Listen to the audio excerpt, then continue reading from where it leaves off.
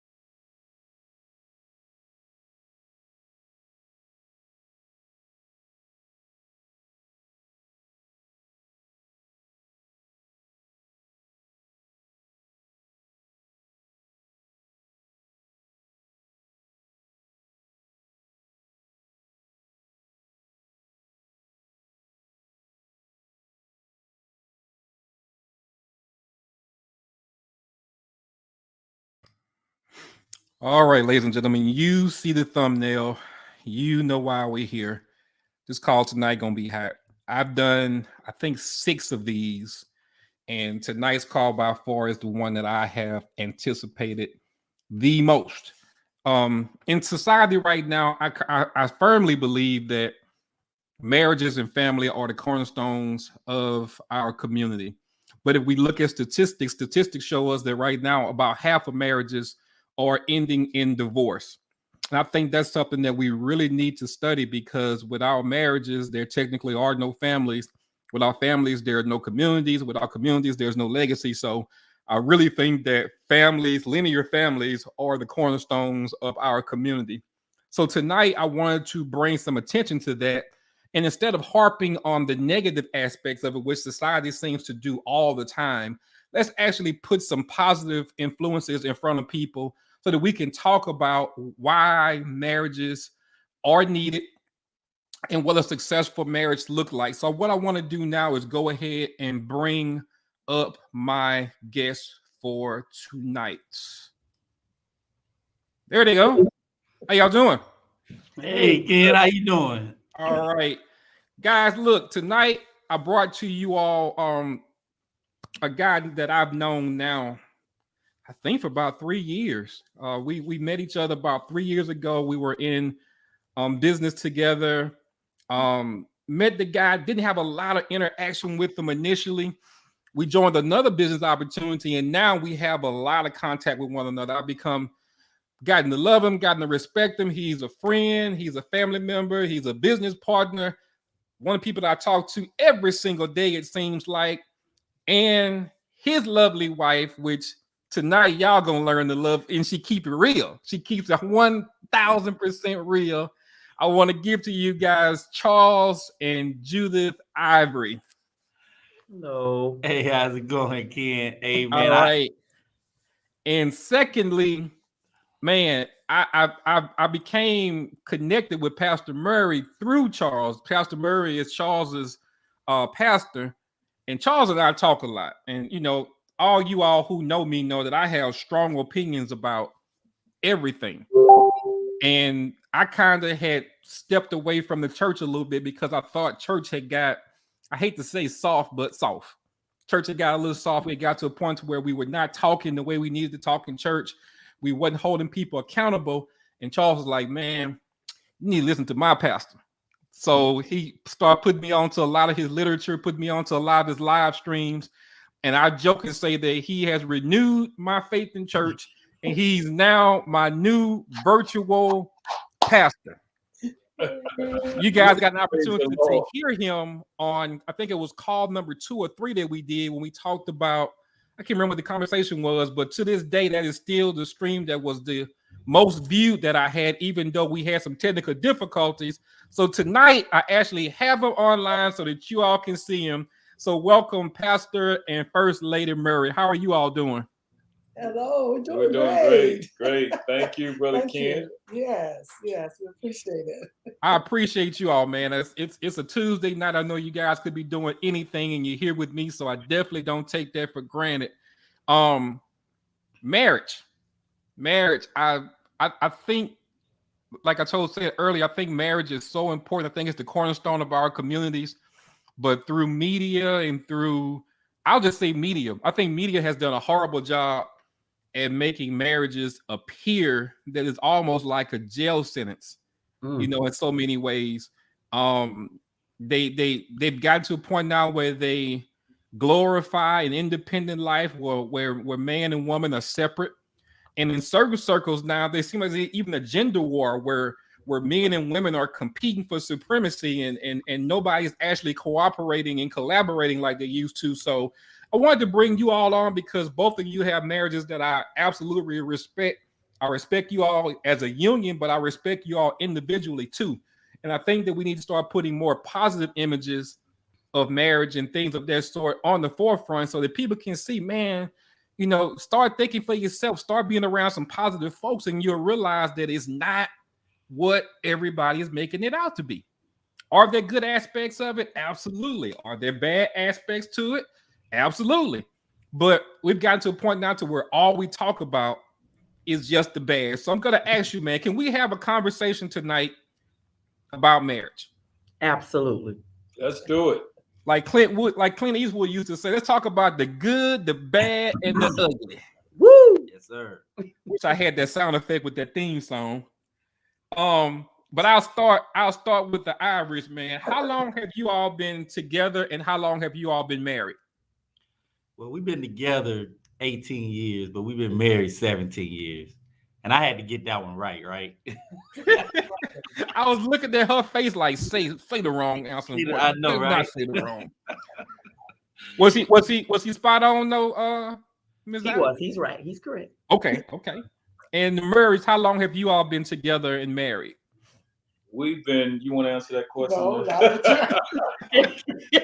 That's it, First Lady. We've been married going on. how long we been together? Well, we've been together 36 years 36 years Okay.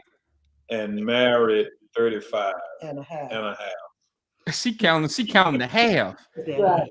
Give her 6 months. Thing count. We always do that. Now, Ken, have you realized that those are two short engagements? Yeah, you know, and that's something to think about because I know a lot of people say that it doesn't take forever to decide if you want to marry somebody or not. That when you meet them, usually there's some type of chemistry or you see something in that person that makes you know that that person is the one. And as long as you all are kind of on the same wavelength, you'll go through those ups and downs. But as long as you committed yourself to being there, then you'll always find that commonality between the two of you that'll bring you back together. So that's a great point. And I know a lot of ladies are gonna hear that and gonna Charles and started arguments in somebody's house tonight. I've been with this joker for 6 years and he still ain't decided to make me an honest woman, as they used to say. Yeah. It don't take long, Ken. I agree. So in this huge world, man, you know, where did you all meet and how did you meet? That was interesting. We both met in Germany. The day I met her was the day that I had purchased a motorcycle. And I was standing on the corner with my motorcycle and a friend of mine, you know, drove up and spoke to me and she was in the car. So I told the young lady, I said, hey, I just bought a motorcycle and she peeked down in the car and she asked to see my hands. So, you know, I showed her my hands and she was like, well, can you take me for a ride? I was like, absolutely. and that's how we met. That's how we met, Ken. But it was a ride of her life. Literally, I had her life in my hands, and we was in Germany with no speed limit. So, I'm going 185 miles an hour on the Autobahn so she can squeeze me real tight. And then when I stopped, she tried to choke me out. She tried to choke me out, so you want to share? No, you're doing good. So, the funny thing at the time, I don't know if I should say this. At the time, I actually had a girlfriend at the time, and I was just taking on a ride, but I was looking to upgrade. So I was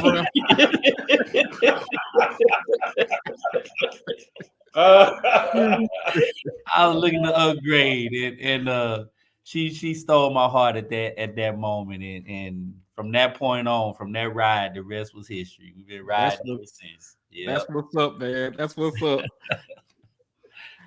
Murray's, how did you guys meet?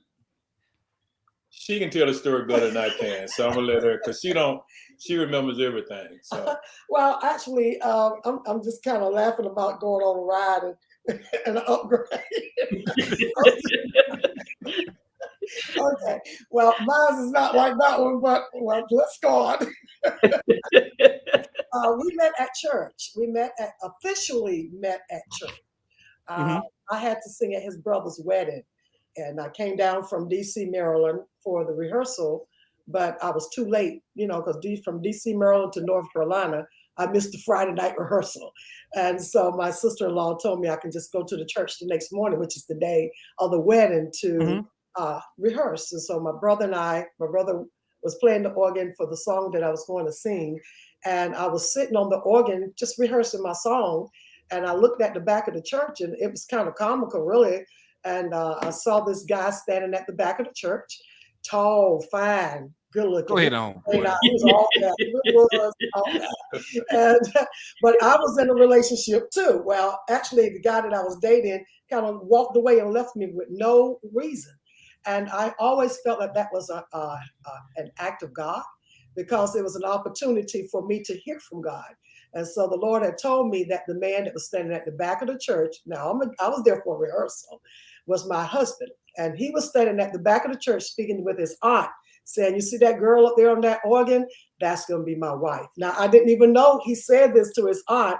I didn't know anything about him at all, no more than he was fine, and he had visited my church at once.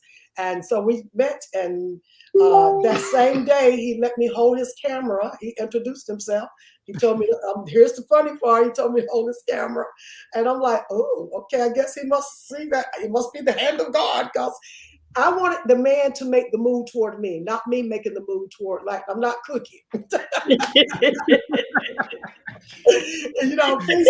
changed over this time. I was kind of, at that time, kind of old-fashioned, and I was taught that the man's supposed to come to me. And so he told me to hold his camera, and I felt like that was an act in the right direction. And after I held his camera and the wedding was over, he asked me, was I going to the reception? I had no plans to go to the reception, because I drove all the way from DC, Maryland, to be with my family, to go bowling that night with my siblings. And he looked at me and said, he was very quiet. He said, "It would be to my advantage," is what he said, that I would go to the reception.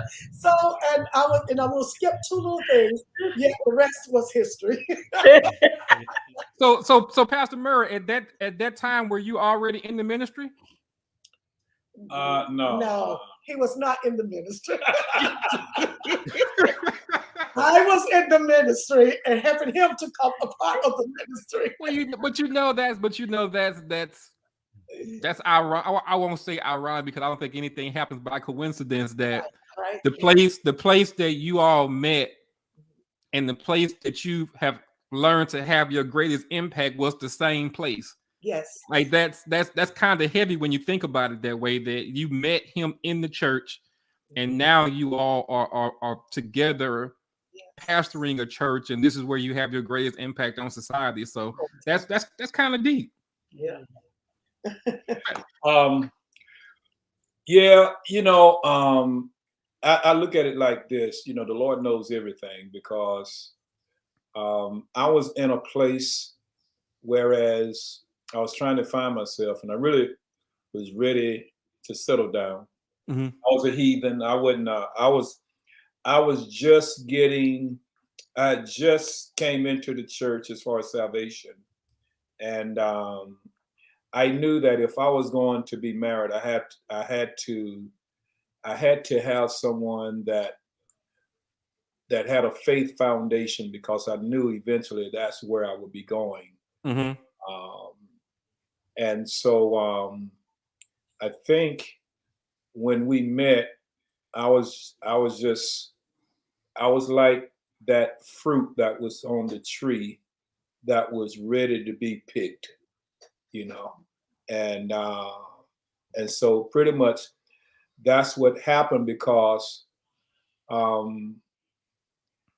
think it was probably maybe a week or 2 weeks after our wedding ceremony. I just woke up one day and it just came to me and said, well, you're married now. You can't do the things you used to do. It was like I just woke up out of a dream, Mm-hmm. That the Lord had positioned me in the right place. And, I said yes. And, things began to take its course. I never knew that we would even be doing what we're doing now, but the Lord knew.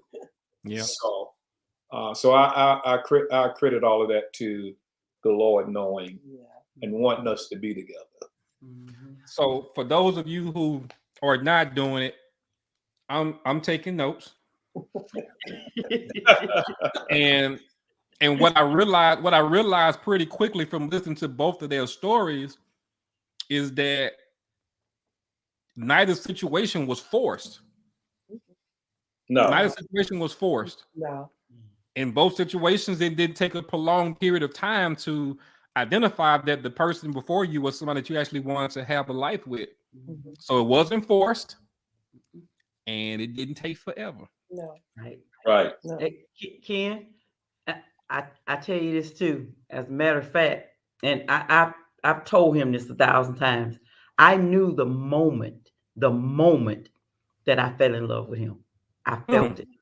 I knew that he was the one for me. I just, I was in the world. I was way, way, way, way, way in the world at that time. So I didn't know. I didn't really identify with the spiritual part of it. How God had put us together at that time. I just was thinking that I was lonely. I was tired of being alone. And I wanted someone in my life. And this guy walks up with this pretty smile and talking about a motorcycle. And I always wanted to ride a motorcycle. So it immediately drew my attention. Yeah. And I knew the moment, and I fell in love with him. We didn't have a date. It took us about 2 weeks or so before we finally went on a motorcycle ride. Maybe, however long it took. But we ran into each other every now and then on post because it was a small installation. But when we finally went on that ride, that day, I fell in love with him. And I am not arguing that with anybody because I know what I felt. I fell in love with that man that day. Tell him the moment. Wow. Tell him the moment. When we stopped on the motorcycle and you turned around and you asked me, you put your hand on my knee and you said, "Are you okay?" And I felt something. I felt this overwhelming just peace and calm and attraction. And I mean, it wasn't lustful at all. I mean, the last thing I thought about was lusting after him at that particular moment. I really didn't. I just felt this overwhelming connection with him. And I knew that's got to be love. I fell in love with him at first sight. I laid hands on him, Pastor. Yeah. Hey, listen, so how long were you all married when you all came to the ministry? We was just married. Yeah. We came to the ministry in 2004. remember I got here before she did because Right. she was still in Yeah, Germany. I remember. Right. Well, we had just got married. We just got married, and we got married in Galveston, Texas. And then right after the marriage, she went to Germany, and I came to Hinesville. And then that first week I got here in Hinesville is when I came to the ministry because I found the Clemens. The Clemens was here. Yeah, and the reason why, Rakeem, if you don't mind, I'm just. Go ahead. Go. It's good stuff. The reason why I asked is because I know that, you know, in order for a relationship to last, you got to be around. You have to have. You should have a spiritual foundation. Mm-hmm. So what Charles did is actually biblical, and it comes in alignment with the way God brings men together and allows men to become the priests of their homes. Because what he did was, while he was here and his wife was not here, he found a worship place. He found a place so that they could start growing together spiritually. Because if you're just going to depend on, you know, getting married and love, two people can love each other, but yet hate each other. Yes. And the reason why I'm saying that is because, you know, if you don't have that neutral place that you can meet, where you can have, you trust God and let God begin to nourish you in your relationships, then more than likely you're going to struggle real bad. So that's why I asked you that, because you all been with us for a while. Yes. I knew it hadn't been long after you got married, but you've been right there. You know, I'm sort of hard on, you know, people that's scandalous and that kind of thing, you know. So the fact that you all are, y'all started with us and you're still here. That's right. I think that your marriage is stronger. You're on a good, solid foundation. Absolutely. Because you kept the Lord involved. Absolutely. I never thought about that, Pastor, but you're right. Our marriage is equal to the time of us being in this church. Yeah. Because we've been here 17 years. Yeah. Yeah. Wow. And that's heavy though, that, you know, whether it was intentional or not, that Charles prepared a spiritual home for her even when she wasn't there, so that when she did arrive, there was somewhere that they could worship and they could worship together. That's heavy. Yes. It's biblical, you know, because a man should take charge. A man should lead his family into worship and find a place for them to be. And I don't know whether he was thinking about that, but that's what he did. And that's another sign or confirmation, Sister Ivory, that you all was meant to be together. Yes, most definitely. When you reflect back on how y'all got together, you know, and where you are now, and then even as I think about us, the things that we went through as far as, you know, when we met, because I was saying the same thing to my aunt that she was saying to her brother. Wow. And we didn't know each other. We hadn't talked. Wow. There are some things when God is in it, there's, you know, you can reflect back and see, okay, this is God's will. And you're still together today. Yes. Yeah. So you all have kind of answered my next question, but I'll ask it anyway, just so we'll have clarity. And I'll start with the ladies. How did you know that the man that you're with was the one that you were destined to be with? Well, I'll just I'll start off to say, Other than the fact that he was fine, Sister Murray.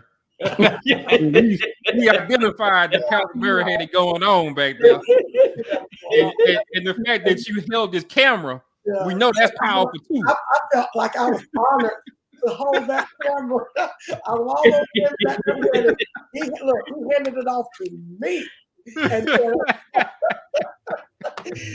I'm just, having a spiritual foundation. I actually had a spiritual foundation, and I do understand that everybody don't have a spiritual foundation, but yet the Lord would, just like Judith said, the Lord would let you know, the Lord would give you that sense. I have a gift of discernment as well, even though there was somebody else that I was connected to that I felt like I thought was going to be my husband. Really, I really thought it was somebody else, but the Lord showed him to me, and for some reason, I'm still trying to figure out.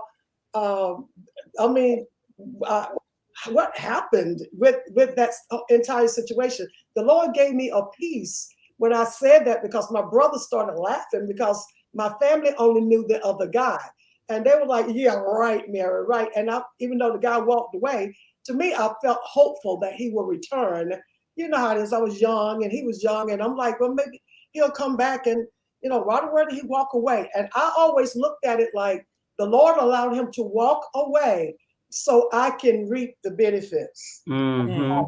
I call it the benefits of the harvest. And that is my distinguished gentleman. And so we did not actually have a dating relationship no more than riding up and down 95 and planning the wedding. The only way we dated was in the car. That's it. Period. We actually had an official date. We rode up and down the car. He came to where I was, and I went where he was in Petersburg, Virginia. Is it Petersburg? Fort Lee. Fort Lee, Virginia, which is in Petersburg. Is in Petersburg. So I had to come from D.C., Maryland, to go to Fort Lee. From Fort Lee, that's where he was, and he took the drive, and then we drove to North Carolina. That was like a weekly thing until we actually had the wedding. So the whole 6 months we were planning the wedding on 95. If we made any stops, it was to get some food and gas. And so I did not know him. I did not know him at all, but I knew in my spirit that, seriously, it was all in my spirit that even though I felt like the other guy was coming back, but no. The Holy Ghost had to show me that I have strategically allowed him to walk away. I see it as a biblical perspective. Allow the other guy to walk away. No hard feelings either there with the other guy. To walk away so my life can take charge. And here's my life almost 36 years later. Wow. All right. So, like I told y'all, taking notes. Well, so I'm telling y'all, I'm just the curator of this conversation. So, like the teacher say, when I say something twice, take notes, write it down. You may want to write this down. So, as you can see, that there are people right now who are watching this thing that's holding on to somebody that they know for a fact they don't need to be with. So what I got from both of these situations is that sometimes the very thing that you're holding on to is preventing somebody from holding on to you. That's right. Exactly. Yeah. That's what it's almost like that analogy that Steve Harvey uses all the time, where he said that he wanted a new vehicle so bad, he wanted a new car, but there was a place in his parking in his driveway. He had an old car there. The old car didn't work at all, didn't crank, nothing. And so his mom would always tell his mom, say, "Mom, I want me a new car." And she said, "Well, you ain't got nowhere to park a new car." So he come to the next day and say, "Mom, I'm working, I'm saving my money. I want me a new car." Say, "Boy, you're not gonna get no car because you don't have nowhere to park it. You got the car there in the driveway." And so he was saying to himself, "I wonder how I'm gonna get enough money to get this car, because at the rate that I'm going, it's gonna take me forever to get enough money to get this car." So what he ended up doing was selling the car that he had for parts. He sold the car that he had in the driveway for parts. And then once he finally got that old car out of the way, then something came in and gave him enough money so that now not only did he have enough money to buy a car, but he also had a spot in his driveway that he could put the new car, because the whole time he had his old car that was blocking the way. Yep. How I knew that he was the one for me, not only for the fact that when I knew that day that I literally fell in love with him that day. But what made me know for sure that he was the one for me is even though he was with someone else, he came he came to my apartment every single evening after work. After work, we met at my apartment. Nothing happened. We were good, First Lady and Pastor. We were good. Well, because I wanted to be good. Because he 17 years ago. I refuse. he did. He refused to touch me. And that was one of the things. But what he did do was we spent a lot of time with each other, just talking. And I got to know his heart. And he got to know mine. And we saw that we had so many things in common just by talking to each other. We already knew that we had somewhat of a spiritual connection. I knew I grew up, being in the church all my life because my mom and my stepfather both was pastors in the church. And so so we had that spiritual background for each other, but we talked so much that I got to know him and just keeping it on the real. Now we said it was going to be real tonight, right? Keeping it real. Okay. I tried to give him the cookie several times. He wouldn't take it. He wouldn't. He said, no, he wouldn't. And that was another thing that made me go, this guy is for real. He's just not here to just conquer and then leave. He was here he really wanted to get to know me. And he said he had to work with my mind first, and he got it. He just don't know. Go ahead on, boy. Go ahead on, boy. Waymaker. Hey, Charles, even if you didn't mean that, man, that's game, bro. Hey, take the head, take the body. And he did too. And he did. I mean, so that's what made me know that he was the one for me. He was serious, and he showed me that he cared about me and he cared about my feelings, and he wasn't just in it just to see what he could conquer. Man, and I just believe like even with that, that says a lot about Charles, and the Charles that you talk about then is the same guy that I know right now that's focused, focused, not taking his eye off the ball, knowing what he wants, and not being swayed by the cookie. I tried to. It was hard, Ken. I tried. He walked in one day. I had on a negligee. I already. I said, "You get this tonight." He said, "No, I'm not." I love it. Hey, Ken, I left, and she got mad. I left. Mad. I went back home because, I was always like, you can't put yourself in situations that you can't get out of. So, oh man, that's the motto of my life, bro. Yeah, I just left, man. I said, look, I can't be that strong. I gotta go. That's the motto for my life, dude. Like I tell people all the time, like, maybe I shouldn't even admit this publicly, but I don't trust me to make the right decisions in the wrong environment. Right. So I do everything that I can to keep myself in the right environment, because if I'm in the right environment, there ain't a lot of wrong that you can do when you're in the right spot. But if you put yourself in the wrong environment, sometimes even the best case scenario in a wrong environment is still wrong. It's true. Yeah. The best case scenario in a wrong environment will still give you consequences that you pay for years down the line. So I do everything I can to keep myself in the right environment with the right company. Because if you with bad people, if you in a bad environment, it's tempting. Yeah. I tried. That was hard though, Ken. It was hard. Pastor, it was harder than this fast. Well, the thing about that is the benefits and the rewards come at the end. Yes. Fasting is, it's not easy, but at the end, that's when the rewards come. Yes. So, man, you were to be commended. I didn't know that part. I never heard that part of the story. Yeah.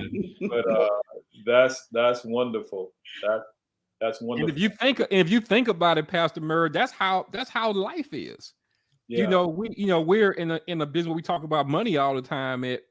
You would never make long money if you need money all the time. If you need instant cash all the time, you never give your money opportunity to grow. So anything that you want to get a nice harvest off of, you're gonna have to plan and let it sit there for a minute.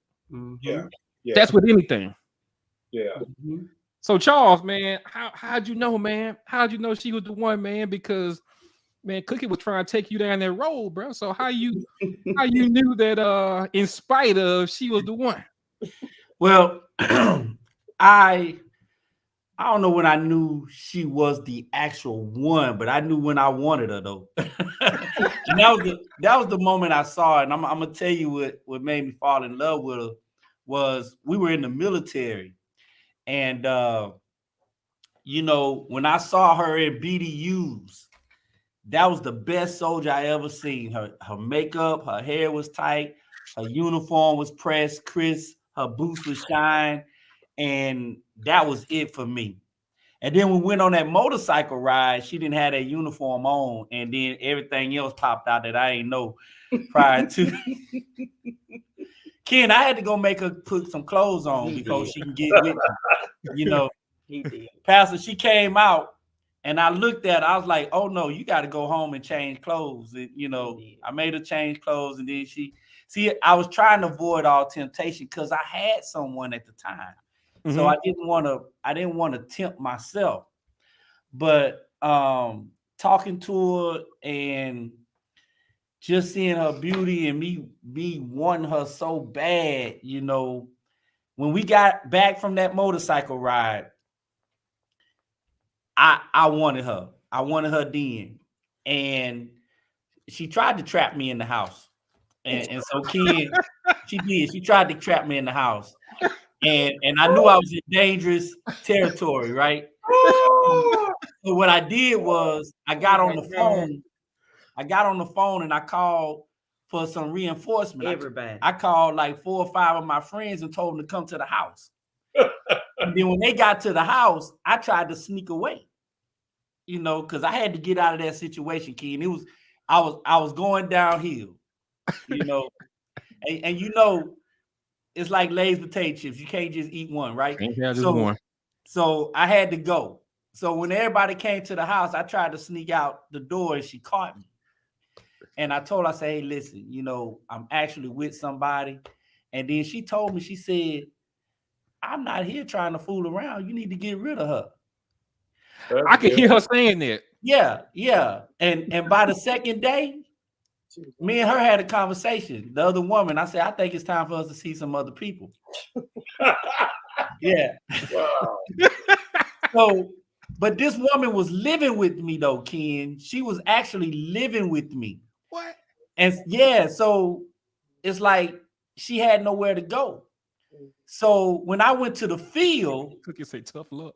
this woman got the keys to my apartment and told one of my friends to go in my house, take all my clothes, and bring them to her house.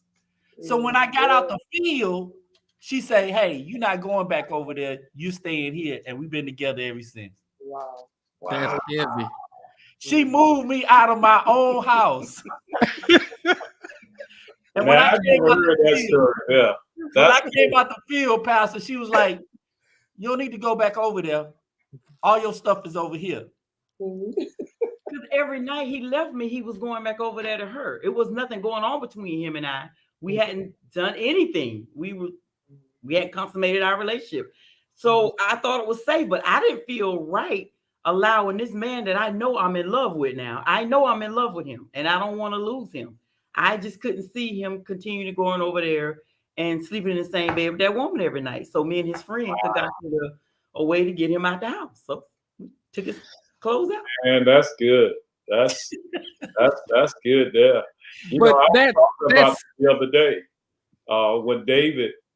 when David came back from Ziklag and all the people was gone, the men, wives, everybody. They had taken his wives and everything. And I was talking about how when a man goes to the field, he come back home, he have expectations. On fellowship, yeah.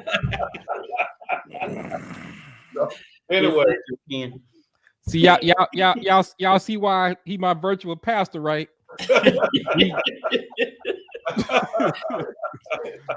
Hey, Pastor, I didn't even think about that, but you're right. She got me when I came out the field, like, you're not going over there. Yeah, she went after what she wanted. Yeah. Yes. But something that is like I don't think a lot of women in today's society, in today's world, would do something like that, because there are so many women right now that feel like that it's aggressive, or that it's masculine, or that it's not proper to make the first move or to be the aggressor in situations like that. So do you think that in situations today that same philosophy would work? Well, I think it just depends on the couple. It depends on people that know what they want. Sister Ivory knew what she wanted, and she went after it. She went after him, and apparently it worked. But with me, the question. I think my wife wants me to answer it, so I'm gonna go ahead and answer the question. I sort of knew that she was the one because I was a heathen, and it's amazing. It's amazing because here it is, Ivory. I'm the preacher, right? I'm the preacher. I know where you're going. And he wasn't the preacher. He's not a preacher. But he acted like a preacher before he got married. I was acting like a heathen. Because if First Lady, if she would have said, okay, you're gonna get this, I was gonna get it. I wasn't leaving. I was gonna get it. But she was a virgin. She was a virgin, so that was something else that was appealing to me, and I just knew it was time. But I think every couple is different, and after all of these years, 17 years, I've never heard that part of their testimony and I think this is why it's good. It's healthy to have good dialogue. Absolutely. For people to be transparent, because I haven't always been a pastor. See, and that's what people think. People think once you come into church, you're not supposed to have fun anymore. Yeah. Certain things you're not supposed to do. But the thing about it is, we're still, even after 35 years, we're still working on our marriage, we're working on our relationship, because it requires maintenance. Mm-hmm.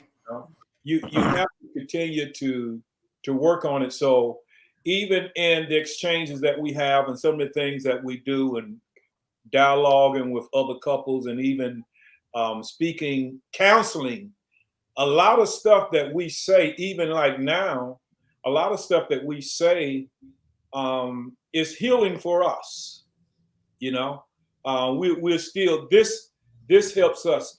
And one of the other thing that's good for us, and the area that I need to work on, and I know we haven't gotten there yet, but I'm just going to put it in here, is communication.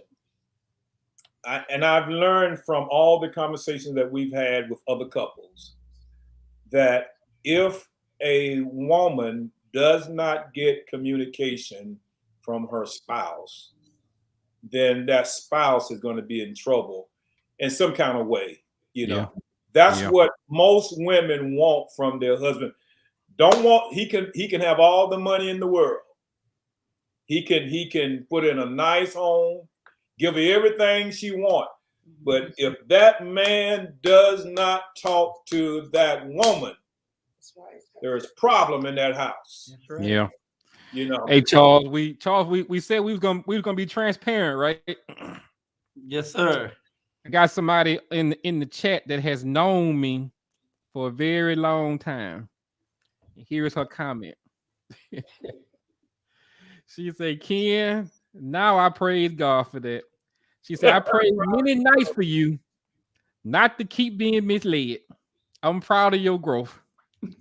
So she know about me being in the wrong place at the wrong time and some things that it led me to do.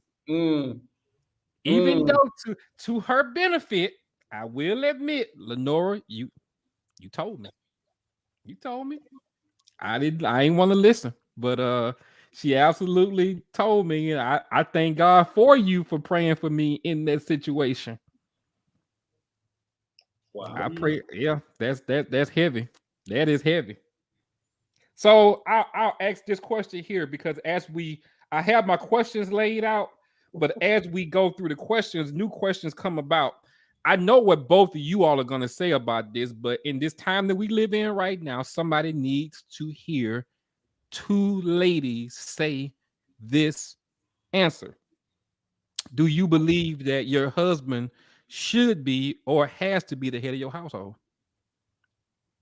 Oh, I absolutely believe that. Absolutely. I- He is the head of my household. Same here. Hmm.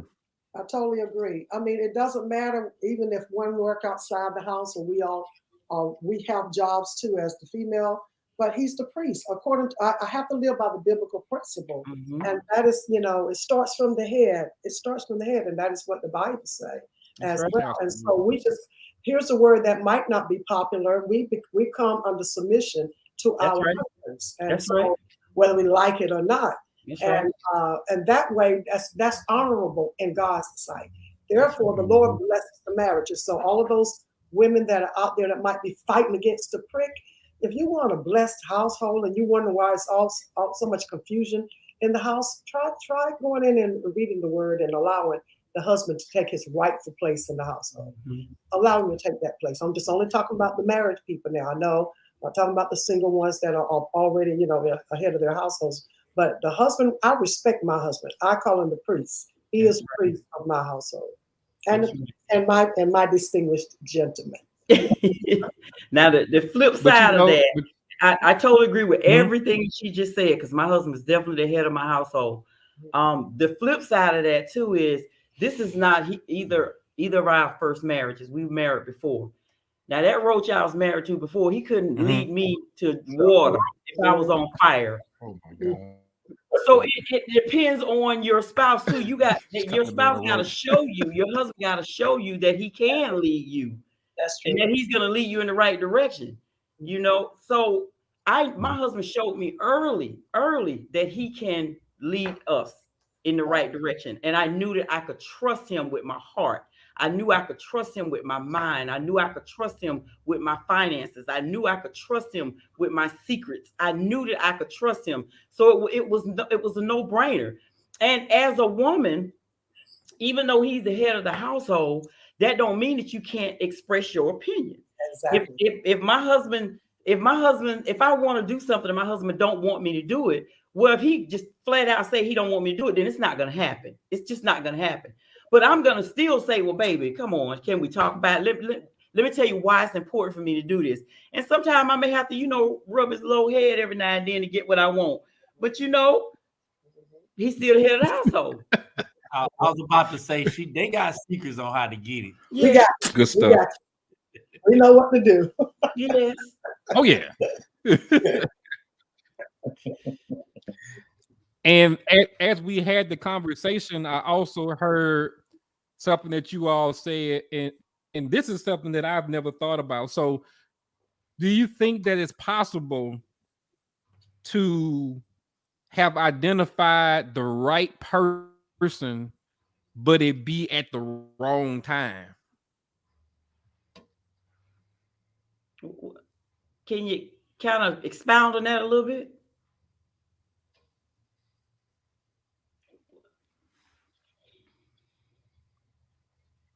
You muted. Because I know that when you said that you met Charles had somebody else in his life.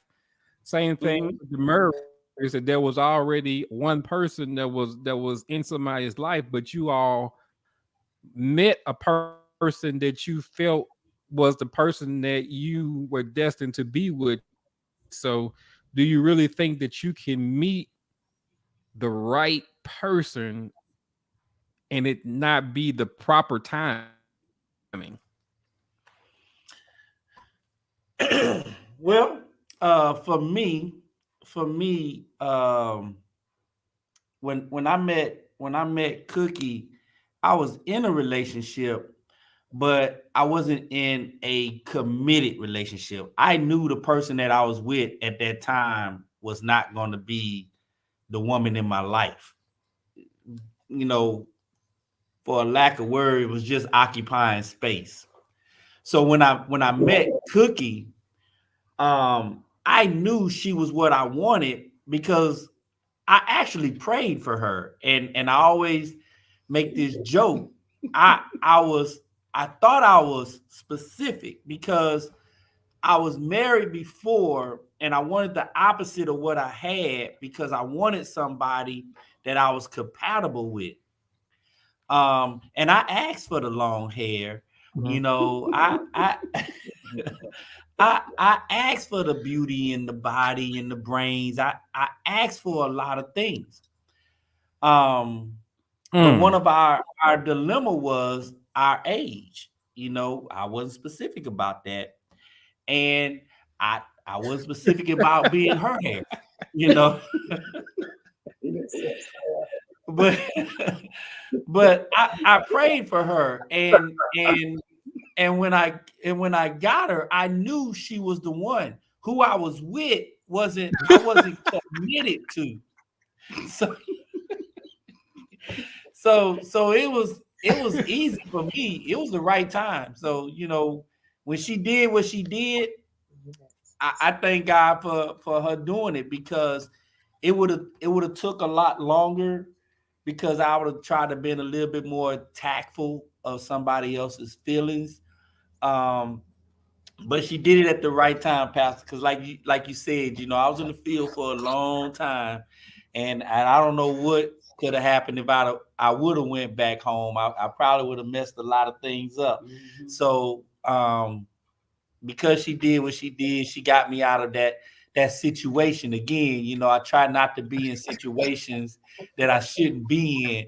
But when I was coming back home, I was headed to a dangerous place, and she rescued me. You know, in other words, you know, she from myself. So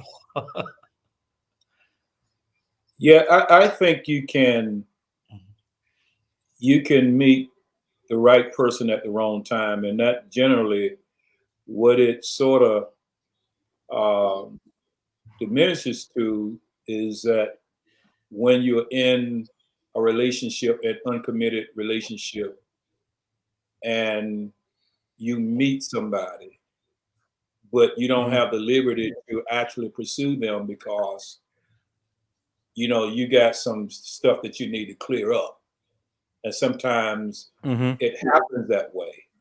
You know, you can. I remember the testimony that Steve Harvey tells about his wife, how he was up doing a show and his wife and when she walked in and he stopped the show. He said, I'm going to marry that girl.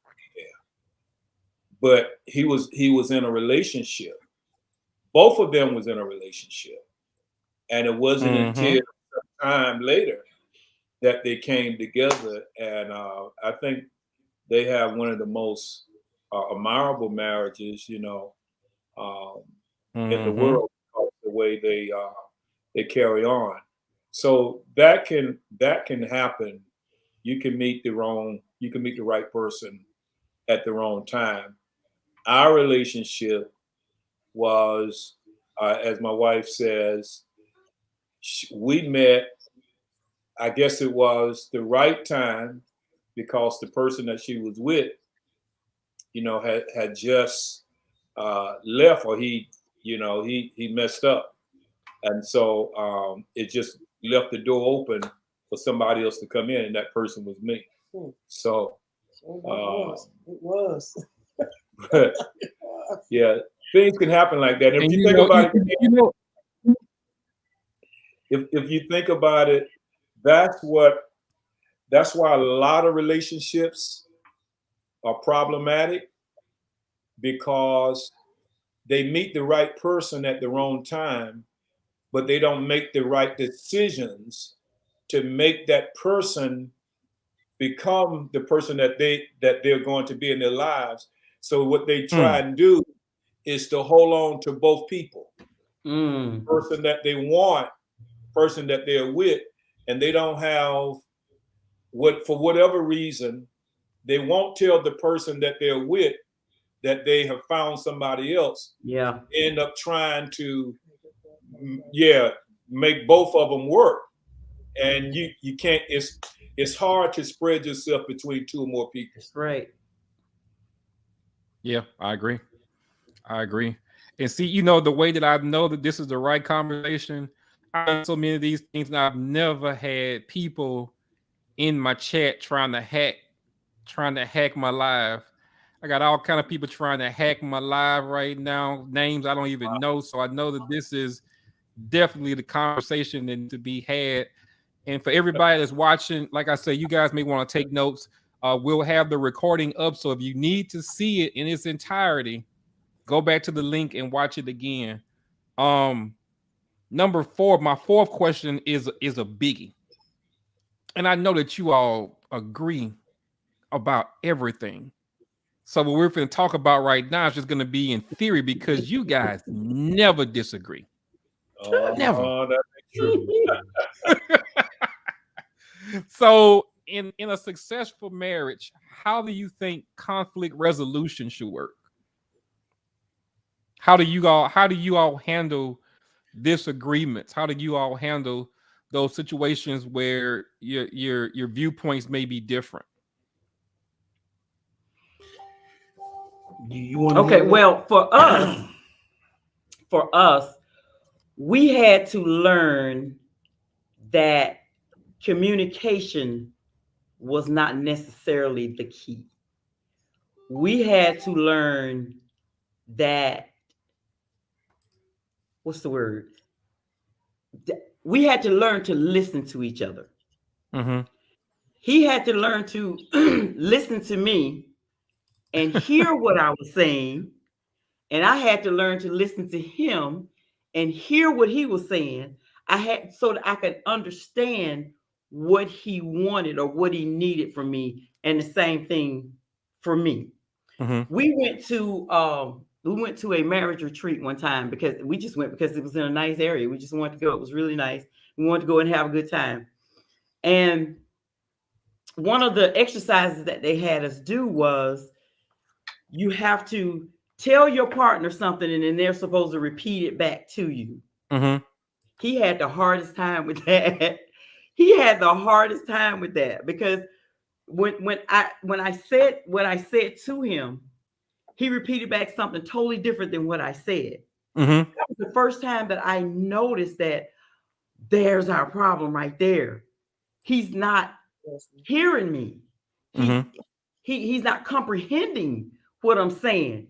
I know the man loved me. It's not a doubt. Never questioned that. I knew he loved me, and I knew he wanted to make me happy, but he was missing the mark in some things. And I felt like I was telling him, but he wasn't getting it. So we found that we had to learn how to negotiate our conflict of communication. Mm-hmm. If that kind of makes sense. It does. We had to literally sit down and just we think of problems that we had in the past and say, what about when this happened and I said, and then he go, okay, what I just heard you say was, and I say, no, that's not what I said. And we did that over and over and over again till we learned to understand each other. We had to learn with another ear, because these ears wasn't getting what we needed from each other. We wasn't understanding what the other person needed from each other. And once we got that, it was butter. Hey, Charles, sound like what she talking about. Look, sound like y'all was doing marriage drill for skill.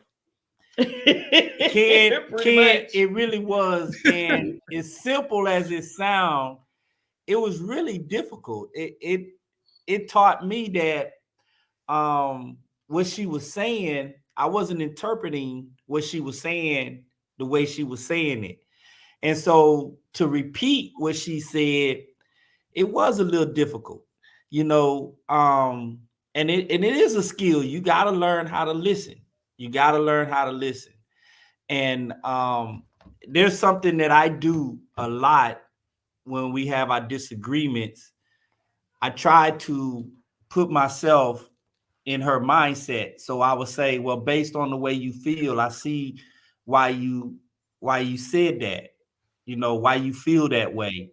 But however, this is what I'm feeling, you know, so she can understand it from my point of view, and then we'll find a happy medium. We'll do that back and forth until we can get through the conflict, you know. And then sometimes we just have to step away and give it a break. Yeah. And then come back together, and you'll find out that you hear things a little bit more clear when you just take some time. You know, we go through those rounds a couple of, you know, times, and then we'll just separate, and then we'll just come back together, and things will clear up. Mm-hmm. We can hear each other. Right. All right, Maurice, what do you think? What's the key to conflict resolution in a successful marriage? You want to answer that? He looked right in my face and said, "You want to answer that?" Well, actually, I have different, and I'm kind of very similar to what the Ivies just made mention of. Listening is a very important key. It really is. And when we have I would say something that is like a conflict, we'll start talking about it. And if I don't see if I'm getting into leverage, I'll just leave it alone for a while. And then I'll go back and redirect that exact same conflict. To me, we don't argue. I know it's hard to believe that, but we do not argue. So if there's a disagreement or something that we disagree about, I'll just wait and try to figure out. I call it, what is it? I call it a term, and it'll come to me in just a few moments, where we think about it, and I'll come back to it later. When I say later, I'm not talking about a long time later, but I redirect it. I redirect the question, or I redirect what the problem is, and if I come up with a solution that I think is workable, and he disagree, normally he'll say, "Let me think about that. Let me just think about it." If I think he's taking too long to think about it, I'll bring it back up in some other way, whether it's through a text message or whether it's through an email, and then we'll start talking about it. He'll say, "Well, then I want you to hear my heart." He likes to say, "I want you to hear my heart on this, and this is what I'm thinking." And then I'll listen to what he's saying in his heart. And then I say, "Okay." And then again, sometimes I have to say, I'm going to agree to disagree, whether I agree, and then I'm going to support what he is saying. I really do. I know this sounds like a television comment, but this is a fact. This is the way I function and the way I operate, because I don't like confusion. Confusion irks me. It really irks me. And after teaching school for 38 years, and I still teach school now, I have one of the most manageable classrooms, period. And they'll tell you, Dr. Murray, don't do confusion. And so if I'm going to teach and if students are going to feel like they're ready to fight each other, I'll tell them, "Go ahead and have at it. I don't have all day. Let's get it over with. Let's do what you're going to do so we can keep it moving." Because if you're going to do that, go ahead and step outside my door, have fun, because I want students to teach. So, and then they have to think. I put them in a mindset to think. So working with my husband, oftentimes he'll tell you that's why he threw it in right away, because he knows anytime we talk and we counsel so many people, communication really is a big concern. Not a concern, but we're beginning to communicate more, because not 98% of what we talk about, and he's probably going to disagree with this, is we talk about church matters. And I want a major portion of that percentage to be our matter. You feel me? A personal relationship type matter. Let's go to the movies. And so now things are just, he knows how I feel. And so he'll say, "Okay, I'm going to go to the movies. Then when we get back, I'm going to spend some time in the Word. I'm going to go into the closet and pray. And I respect that because we are living together. You started off with it, Ken. In order to have a healthy church, you've got to have a healthy relationship. Yeah. I can't counsel somebody else and if I'm struggling in an area. So we discuss before we even talk to other people. I said, okay, we need to discuss this matter and let's agree about this matter. And because we can't tell somebody else about this if we don't have it down pat ourselves. And so Pastor Murray, I'm gonna use that, man. That's nice. I want you to hear my heart. It's kind of hard to argue when somebody say that. It is. And he'll tell you, I'll bounce back and I'll listen to what he has to say. I might not even agree with it. But when he walks away, I begin to pray. I said, Lord, what is he saying? Explain to me, what is he saying? How can I support him there when I disagree? I have to ask the Lord, how can I support him? And then the Lord comes and gives me the peace. And then it's all about, yes, let's do this. Let's do this. He said, I want to go to this conference. Well, let's do this. Let's do this. Baby, I want you to come with me over here. And I'll be not. He'll say, do you feel like driving? Let's give you something simple. No, I don't feel like driving. But he knows I'm a long distance driver, and he does not drive long distance if he don't have to. You know, he could if he needed to. But then I know what he's saying to me is, I need you to drive for me. I mean, something that simple. He's really said, I need you to drive. And then he'll say, do you feel like driving? That means I need you to drive for me. And I'll say, I don't feel like driving. But that's my comment. But he'll tell you, what am I doing? Driving. Because I feel his heart. I know what he's asking me to do without going all off. I'm not going to drive you. I don't do that. That's not necessary. It's just so good to hear. You know, I mean, it's work. You know, even the communication part of it is work because, you know, I legitimately believe that men and women speak two different languages, even though we saying the same thing at the end of the day. You know, so it's good to see, you know, people who honestly put in the work and make those sacrifices and lead with love and not with emotion, even though love is an emotion. So what do you think is the difference between, I say, traditional marriages and modern marriages, meaning that, you know, the marriages of nowadays where, you know, any conflict is a reason to end the marriage versus those marriages back then when, you know, people back then were together. You never heard anything about divorce. You could know that there were situations where people were not necessarily fulfilled there, but you never really heard about divorce. So what do you think is the big difference between marriages now and those marriages of old? You know, when you people there there is no, let me explain. We're working on the temperature. It is very hot in here. And you know what I did? Let me share what I did. Okay. We got this. We can adjust the temperature on the phones, right? I got a fan. I thought I was adjusting the air for downstairs. I thought I was turning the air on downstairs. I actually turned the heat on. So she's sitting here sweating. So fan and everything. So I had to adjust it. So it's good. Okay, now can't you feel that now? Okay. So, but anyway, people don't take marriage serious like they used to. You know, marriage is a commitment. You know, we got this thing that we do when we used to do this live some time ago, and we call it making your marriage work, because you have to put the work in. And if you're not willing to work on your relationship, then probably what's going to happen, something that's very minute is going to become big. Mm-hmm. If you don't handle the small things, they turn into big things. It's like having a car.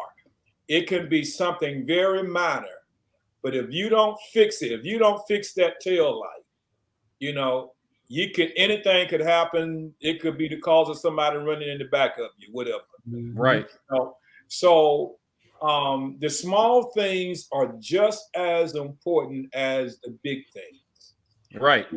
But people, I think millennial marriages, they're not they leave options. See, when we got married, and I'm sure the Ivory's the same way, there was no options. In other words, if this don't work out, then this is what I'm gonna do. They have a plan B. We didn't have a plan B for our relationship because it was a commitment. And people go into relationships with a plan B, C, D. Mhm. This don't work, then this is what I'm gonna do. I'm gonna go back home to mama. I'm gonna keep this house here because if it don't work out, just say if the lady, the wife, she's because people are successful these days. Women have their own money, and it's a blessing. But if you're saying if you're going to come with me, you're going to move into my house, and you're going to keep your house just in case something goes wrong, and I'm going to move back home because I got my own house. That's the wrong mindset to start with.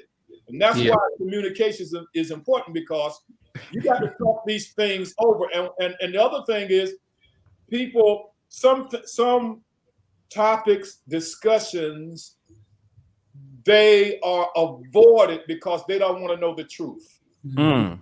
Exactly. So they don't ask that question. Exactly. They don't ask, if you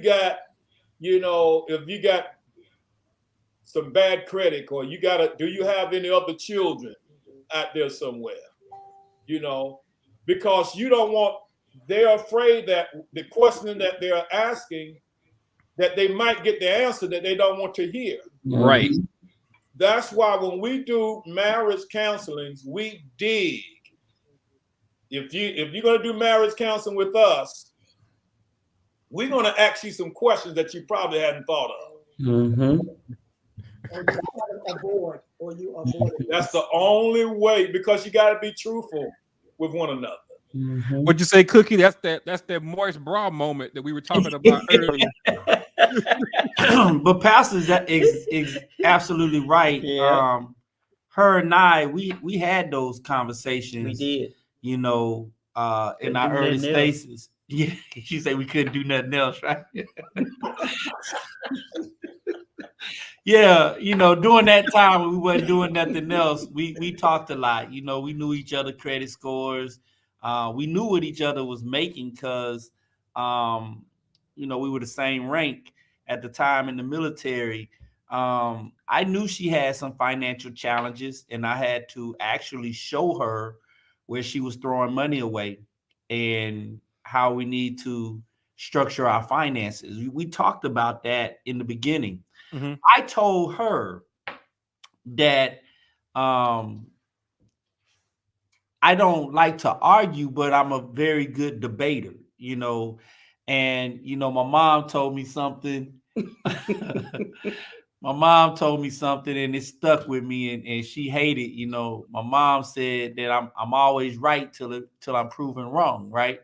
And so, I tell her, I debate, but I'm not arguing with you. I'm just sharing my opinion. And so, I always tell her, and I told her this in the beginning of our marriage. I said, I ain't always right, but I ain't never wrong.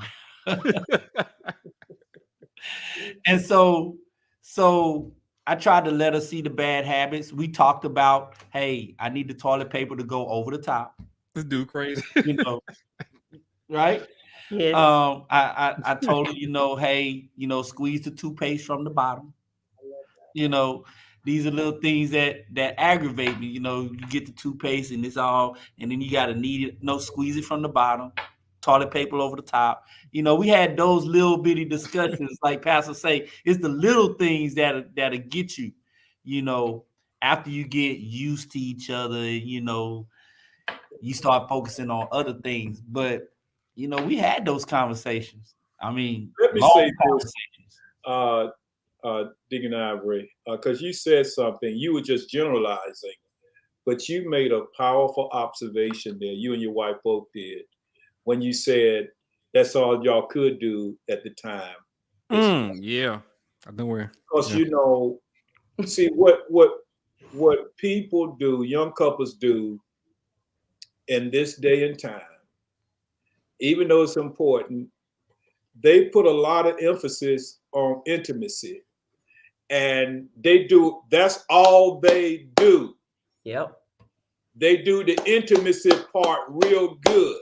Yep. And so when they get married, they done had so much intimacy that they don't know what to talk about. Go ahead on. Yeah. You see what I'm saying? But you all did just the opposite. Y'all had communication. Mm-hmm. Yeah. Her and I were traveling up and down the road, 95, and all we did was talk for 6 months. Mm-hmm. You know, we communicated. We wasn't doing all the other stuff. Not saying I didn't want to. I'm just telling you. But we communicated. Right. Mhm. You know, so I think, you know, listen. I think Sister, was it Peden, Lenora? She said, you know, Mhm. these conversations are good, and they are good because, you know, we thank God that God has allowed us to be together for 17 years and for 35 years. You know, we can only give credit to God for keeping us together. We put him first. We, you know, we're not super people. You know, we're human, just like anybody else. But I think the bottom line, if you had to underscore all of this, the bottom line is respect. Mm. Have respect for one another. Mm-hmm. That's why we don't argue, because we have respect for one another. Mm-hmm. I can't stand to see her hurt. Mm. And I don't want to be the one that bring pain to her. That's I'm right. not gonna let anybody else do it either. That's right. But, you know, and I tell the kids that, you know, I told my kids one time, I said, my boys, when they were, you know, they were probably about 17 or 18. I told them, I said, you know, she's your mama, but she's my wife. That's right. I knew her before I knew you. Mm-hmm. So I'm more indebted to her than I am to you. Mm-hmm. Mm. That's right. In perspective, you know, so I think, you know, bottom line, if young couples that are listening to us, you know, if you have respect for one another, and if the young lady, you know, if she is willing to learn the man and make sure that that man is listening to her, listening to what she's saying, and Mm-hmm. understanding, then you can get off to a good start. That's and once right. you get off to a good start, then you start learning some other things. But respect, because some people, they don't respect you. These people, they don't respect each other. That's right. I remember I was very uncomfortable one time. I went to my friend's home, and she's laughing. And you know, both of them were my friends. You know, he just married her. We all went to school together. But I went to their home one time, and they were talking about each other, mama and dad. Ooh. And I didn't know whose side to be on. I didn't know whether to be on her side or his side. You know, and they just didn't have that respect. Thank God they're still together today, but Wow. you know, that's not a good feeling, because there's some things you can say that you can't take back. It's like That's saying, right. and some things you just don't do it. That's right. I want to add to what Pastor just said when he said his friend was talking about the other person's mom. That was so funny. It was funny. And so, and I always tell him, let me talk about my own family, because I got a messed up family. Yeah, her family. No, and but I always listen to him, and sometimes you have to be honest about your own people. I'm not perfect, not even by any long shot perfect, but yet I try to lead an example. And I tell my the siblings that I have left, and my nieces and nephews, the ones that are left, I always tell them, I grew up in the same environment, the same atmosphere that you did. Very poor, had nothing. I said, I just chose to do better. And when you choose to do better, you come out, as the Bible said, come out from among thee and be separated. So I did not depart from the family. I just departed from the poverty. And so the mindset, thank you, husband. The mindset. So when meeting my husband, I just felt like it was a match, whether I had it all together or not, because I did not. Because mind you, I'm coming as a brand new teacher. At that time, I think I was teaching 3 years, and a brand new teacher. Teachers didn't make any money. Y'all know that. And so I didn't have anything at the end of the month once I paid for the car note and paid for the insurance for the car. Barely had food to eat from day to day. And as a matter of fact, I gave out in between that time. And so to meet him, and he comes and like snatched me up. And I just felt like, this is a gentleman, someone that sees the heart of an individual and I think he says he was making an investment. When he said he met me, I'm making an investment. When you make an investment, then I can't say it better than Charles could say it. He knows all the digits and all the mathematical terms in the investment industry. But when you're making an investment, you're putting everything out there on the table. And sometimes you're going to give a chunk of yourself in the sense of yourself, and then pair that with finances. You might put $50,000 or $60,000 or $70,000 into an investment because you want that investment to mature and you want it to grow. Just like our relationship, he said he was making an investment with me, so he was spending his money on me because he wanted our relationship to mature and grow, and it blossomed into what we are now. And so I teach that to our 3 children.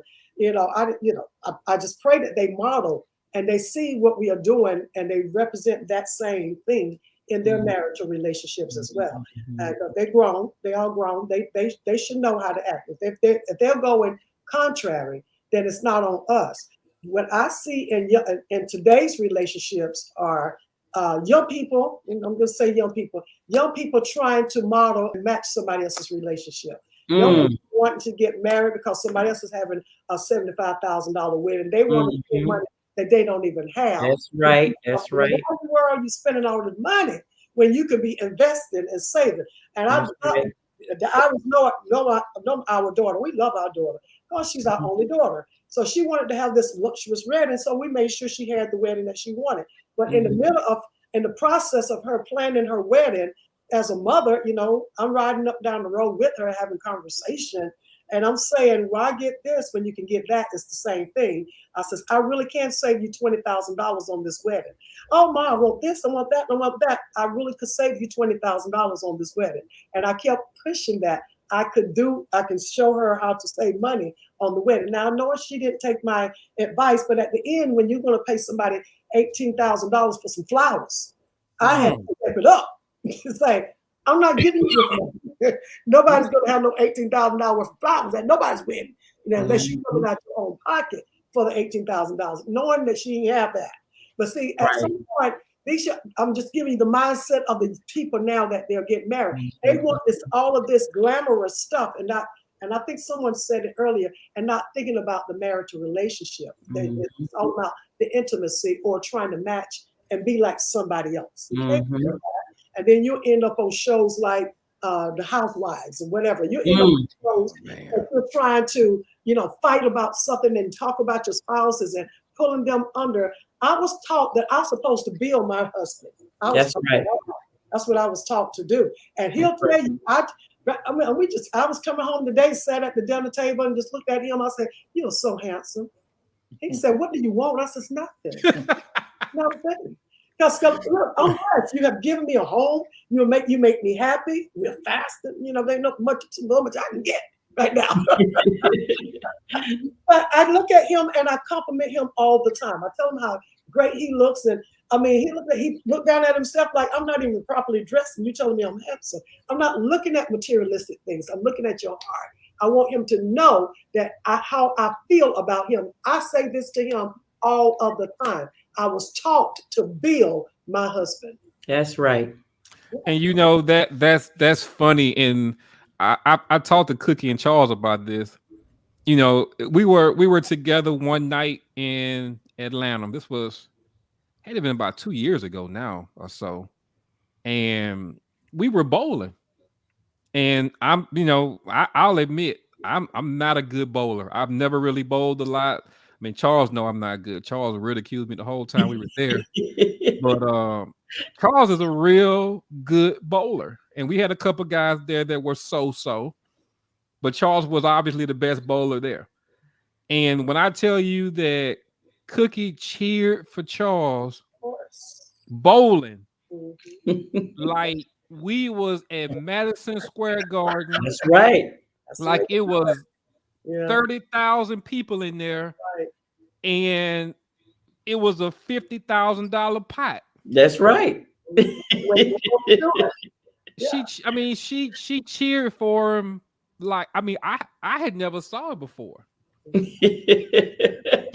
And it really opened my eyes up to I was like, you know, man, like you could tell when somebody doing it in his fate. Mhm. This wasn't fake. Right. I'm like, you know, if she's cheering him on like this about a bowling contest with people that he know he better than, he knew he was better than us. But for her to cheer him on in a situation where he was obviously the superior talent, and where the outcome of the event had no significance, I can only imagine how she would cheer for him in a situation when he got down, That's when right. the stakes were big, That's right. and when she know that her motivating him would have propelled him to a level to where he would have performed at a higher level. Mhm.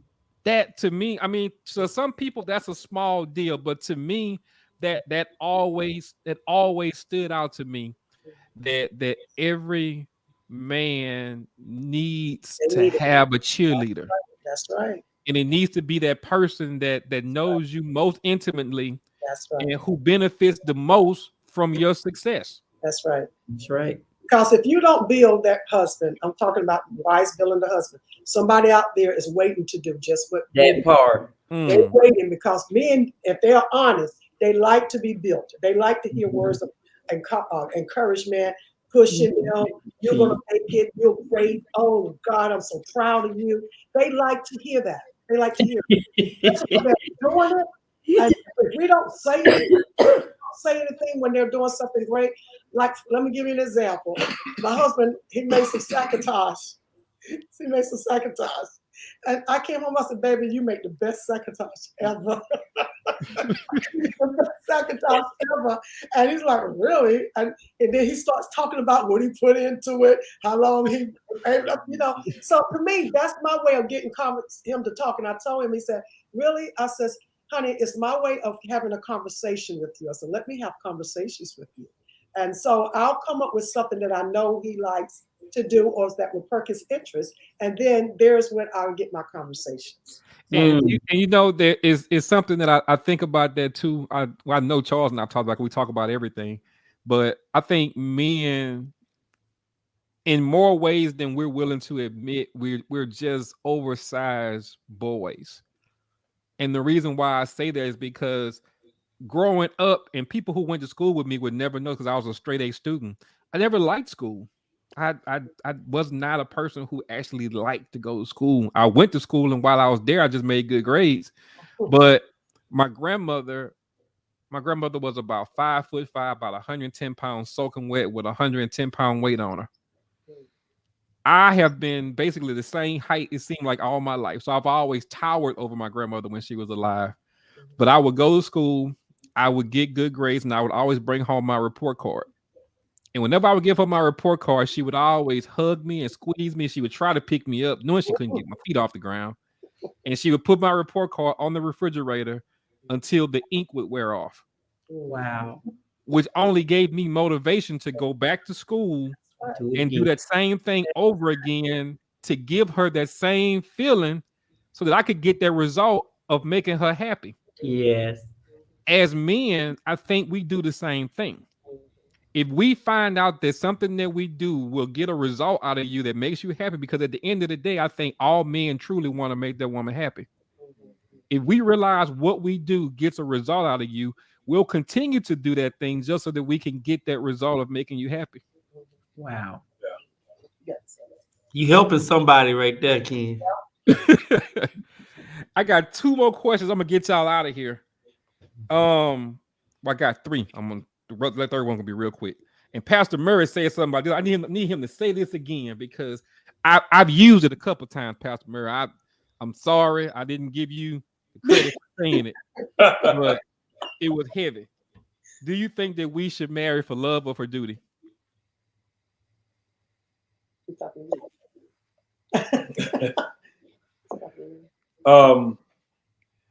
You know, love has to be the key ingredient.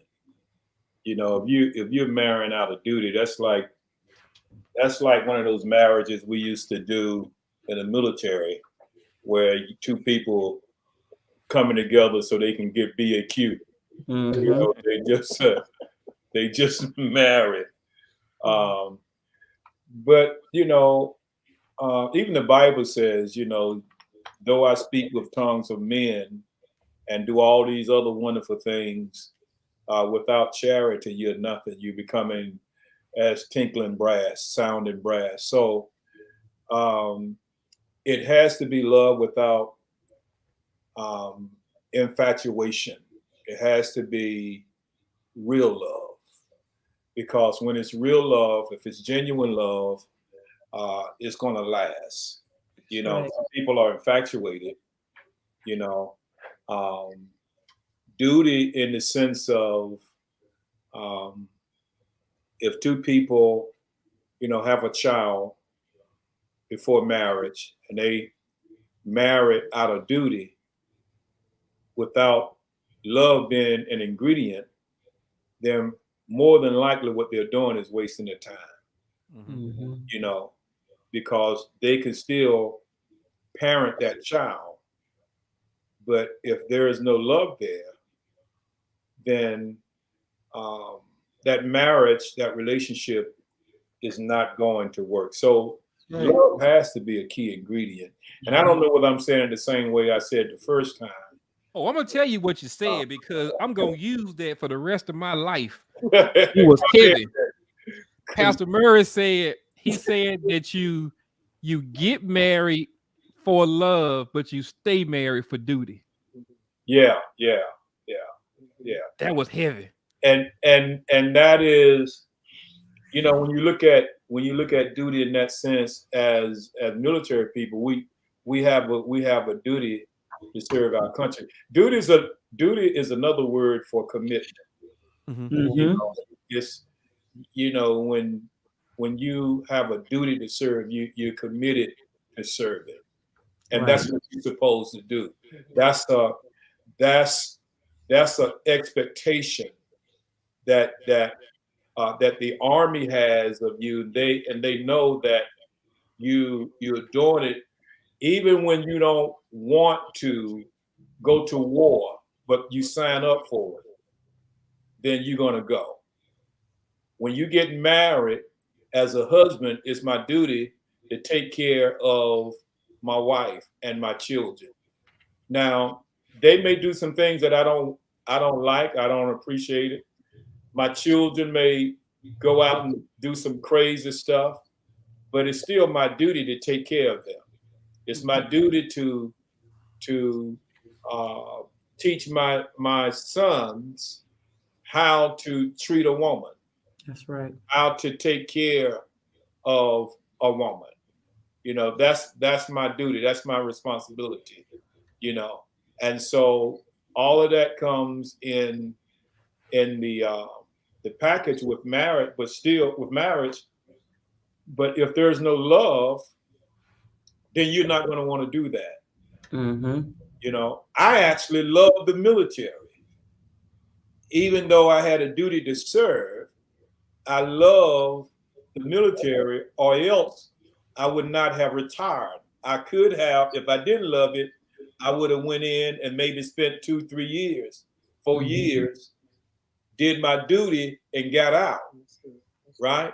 So in a marriage, if it's my duty to stay married or to be committed, then I'm going to be in it for the long haul.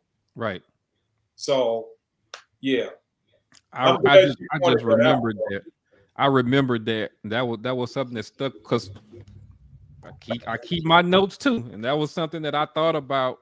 You know, that I thought it was so profound that it actually changed my mind about some things that I believe, and that's one of the things I do with these conversations. I don't want to be right. I just want to learn. I want to see things from different perspectives and hoping that some things will change my mind so that I can look at things from a broader perspective.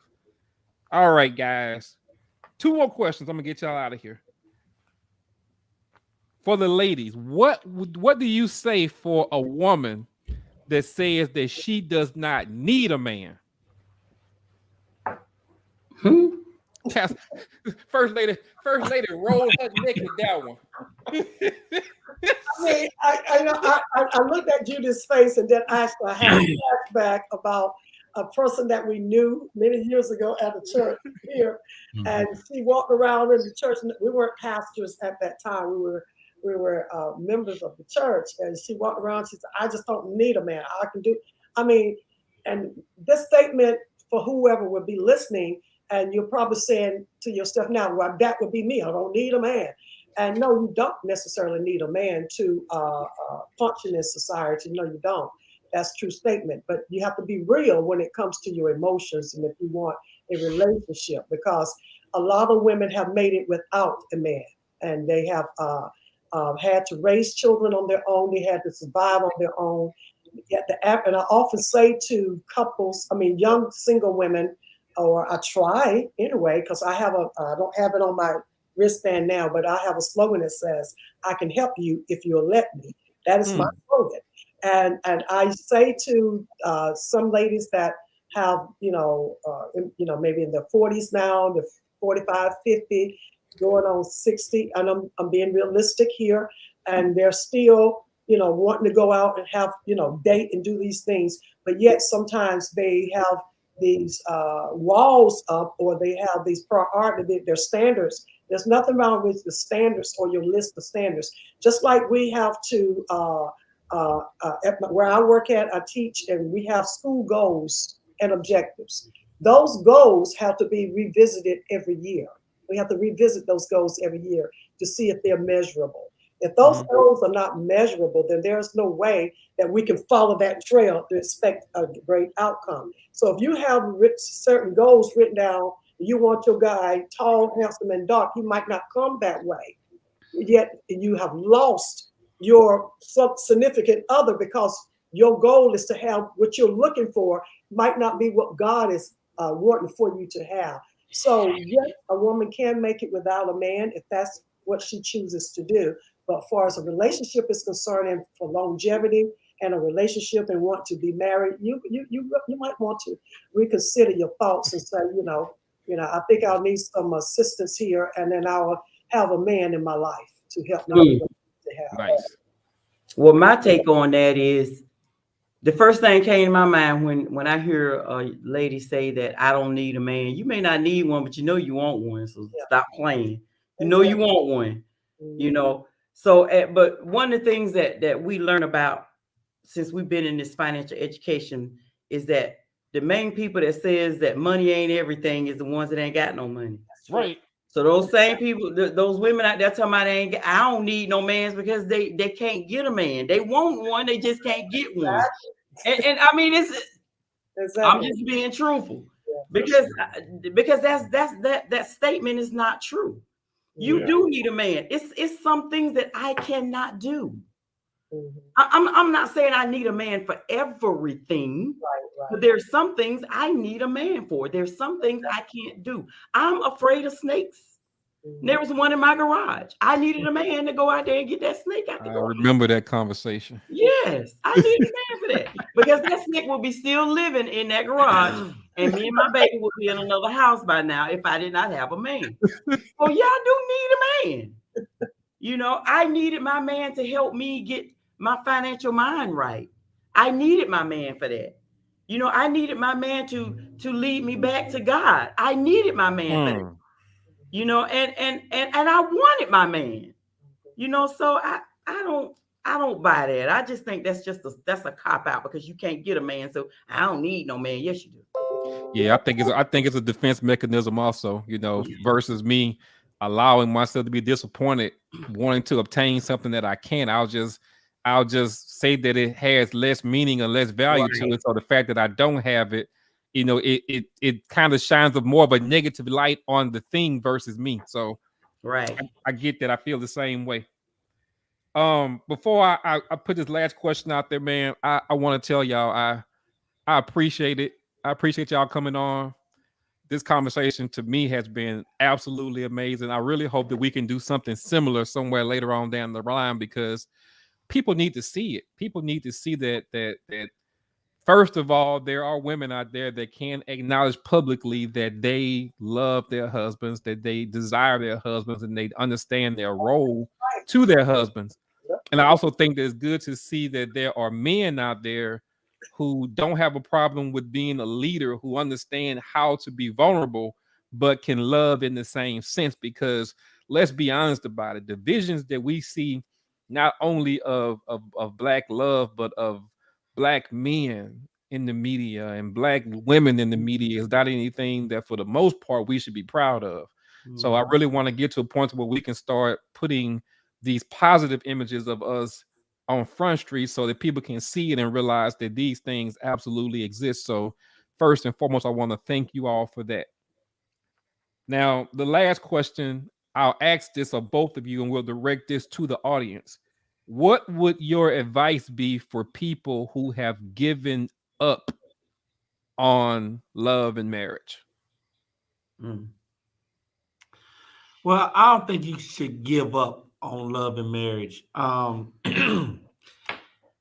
You just got to find the right person, and you got to find the right examples too. You know, I thank God that we have the Murrays in our life because they are the perfect example of, you know, of a married couple. You know, Pastor Murray, you know, he's pretty smooth, and as you probably could tell during this interview, but he really is a great example on how a man should treat a woman. And you can clearly see that in his son Larry.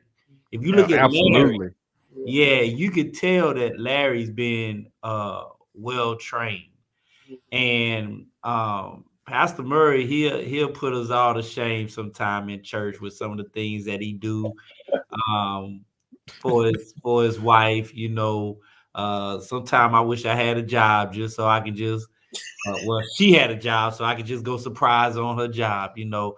But I can still do it at home too. He does a lot of good things publicly. I love the way that they compliment each other. There's still some lessons I have to learn, you know. I think today you need those good examples, and I tell you one that I really try to do better on, and that's just simply opening the door. You know, I told her before, you need to help me with that. Just stand outside the car. I'll figure it out. You know, but it's you know, you get so used to now with these cars, you just open it, bloop, bloop, it's open, you know. And sometimes she gets into the car before I get into the car, you know. But I told her many times, you know, I'll be like, you know, I want to open the door for you. A lot of times I don't think about it, but if you don't get in the car, I'll figure it out, you know. But you know, train me into that, you know. But you need a good example. You need a good example, and I think, you know, you can recommit yourself back to love. Yeah, good stuff. I'll say this, you know, those people that have given up, they first of all they need to be restored. because apparently they've been hurt in some kind of way. If they're giving up on marriage, I mean, to have somebody that you can spend the rest of your life with is a good thing. Now, some people have made the choice. They have chose to be by themselves because, or whatever reason. I don't want to share my money. Some people, either it's something that has to do with trust. They've been hurt. They've had a bad experience or whatever. But two people coming together and spending their life together, it's a wonderful thing. And I think, as far as the institution of marriage is concerned, we need to put more emphasis on it. We need to make it a priority, because it's like the world don't want people to come together. They don't want families to be together. And so I know that God is all for family. The question that was asked prior to the last question was, what was it? It was about ask that next question, because I had an answer in my head. The question that you asked before this one. What about do ladies need a man or? Yeah. See, Sister Ivory, she said, I think she said it best. They're saying that because they're having a problem getting a man, and that's a cover up. But sometimes we're snared. The Bible says you're snared with the words that come out of your own mouth. So if you're saying that you don't need a man, then God is not going to send a man to you. That's right. Just spoke that, yeah. Because you're saying you're saying I don't need a man. But if you just be honest with yourself, and if you take care of yourself, for all that, if there are any single people out there that are wanting to be married, let me tell you, if you take care of yourself, make yourself a priority. If it's a lady, if she takes care of herself, keep herself up, be happy, don't be mean, because some women, they hurt the man that will pursue them because of a past relationship. They would say things like, I don't need a man. I'm tired of men. They're all dogs. Well, you had a bad experience. You haven't had a man. You may have had a boy, or you may have had a player. But real men loves women, a good woman. So a lot of things, that's like my wife said, we've heard people say that, but that's just a cover up. Yeah. If you really want somebody, take care of yourself. I had a self-esteem problem coming up. So when I got to the age to start working and taking care of myself, what I did was, instead of trying to pursue people, I started taking care of myself. I bought clothes. I kept my hair cut. I did all of these things, and then somebody told me one day that I looked good. All I needed was a compliment, and then I kept trying to keep that image up because of my low self-esteem. So when you hear somebody say that, they have a problem with themselves. It's not the man. They have a problem with themselves. If you be honest, and men loves a good chase. If you're not going to, if you meet a man and you just give him everything he wants on that first night, you're never going to have a man. That's right. A real man, because men loves a chase. Mm-hmm. They don't want you to give them everything they want. They may want it, but you got to, you just can't give it to them. Mm-hmm. It's got to be a chase in it. I didn't got off the question, but anyway. Oh man, you preach. I'm finna open the doors of the church up because you preaching.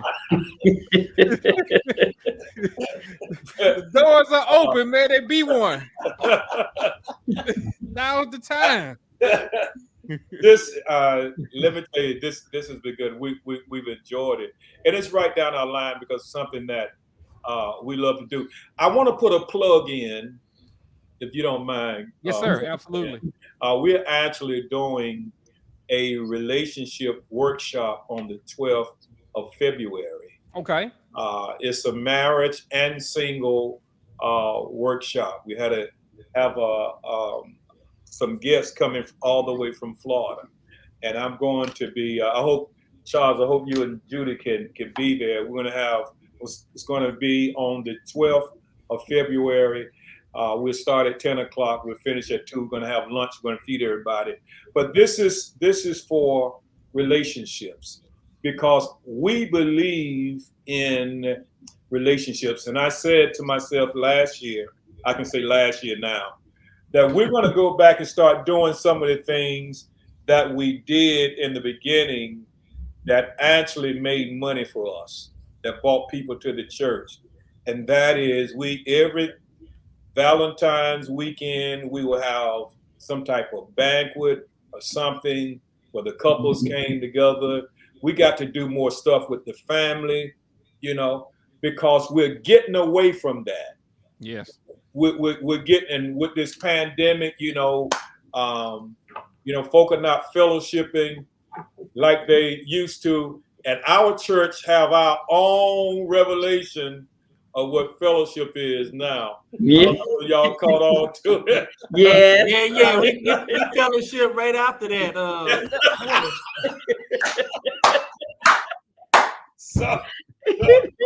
So we want folk to have good fellowship. Ken, will you post this upcoming event in the group? Yeah, please do that. That's on the 12th of February in Hinesville. Will it be live to stream online, or? We probably will. We probably will live stream. Okay. So for my viewers, we'll get that link for you guys, and if you want to join the conversation online, then we'll provide that link for you, and we can definitely put it out there. Sounds like a good thing. Yeah. So I don't want to go, man, but we've been on for almost 2 hours. Definitely don't want to hold you all any longer. Tell you what, after we get off, I want y'all to stay on for about 5 minutes after we shut the live off, if you would. Okay. And for everybody that's watching, I appreciate you all for watching. Man, look, trust me when I tell you guys this. You definitely want to get your friends and family to subscribe to our link. Judith Ivory is in the background watching a lot of the things that I be doing, and a lot of the conversations that we're having about some things that we are about to talk about. Oh, we finna go there. We finna go there. So for those of you who desire growth, for those of you who desire, I call it amplified conversations, you want to get people onto our channel, because over the next 2 to 3 weeks, we're probably going to have some conversations that you have never heard anybody have in a public forum. And our goal is to get you guys to have these conversations and have them in a way to where they're productive, but at the same time, have them in a way to where you are comfortable with it. Pastor Murray, plug the book. Yeah, listen, I just happen to have some copies left. This is the book that I wrote, I think was in 2005, The Booty Call. A lot of stuff that I wrote in this book, years later, the advice that I gave, it is, a lot of stuff is actually on YouTube now, where pastors and all kind of people have been exposed. But if they would have listened, if they would have had this book, they could have made better decisions, because I dealt with all of that stuff that's happening now. all these folks are getting exposed. Men that are, that are using these girls and pastors that are sleeping with their spiritual daughters. All this, you see all that stuff on YouTube, but back then it wasn't on there, but it's in here. Yes, sir. So what So I'll do, if they would like to get a copy, they can.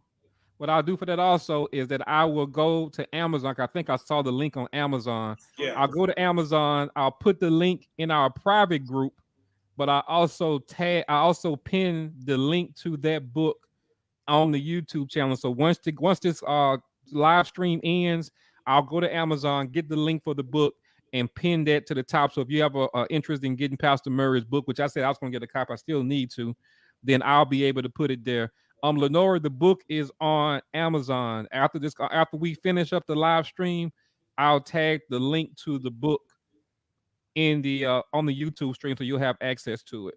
Or they can hit me up on my Facebook and my DM, and I'll sign it for them. And I got some copies left. Yeah, I need that in my life then. So I'm gonna go through you versus going through Amazon. Yeah, it's only $10. I get it to you for $10. I think on Amazon, I don't know what they sell it for. So, ladies and gentlemen, like this video. This video was amazing. If you got any value in this, go ahead and like this video. For those of you who watch and have not subscribed to the channel, go ahead and subscribe to the channel, because I'm telling y'all, next week gonna be fire. It's gonna be some tapping of the bras for real next week. So for those of you who watch it, man, look, I appreciate y'all. I love y'all. Let's keep doing this thing. Let's share this information. Let's get the information to the masses, and we will see you all sometime soon. I won't say next week because I may pop on spontaneously and have a conversation with you all, but we'll definitely be here next week. But if I don't see you all before next week, we'll see you all next Tuesday. Y'all have a good night. All right.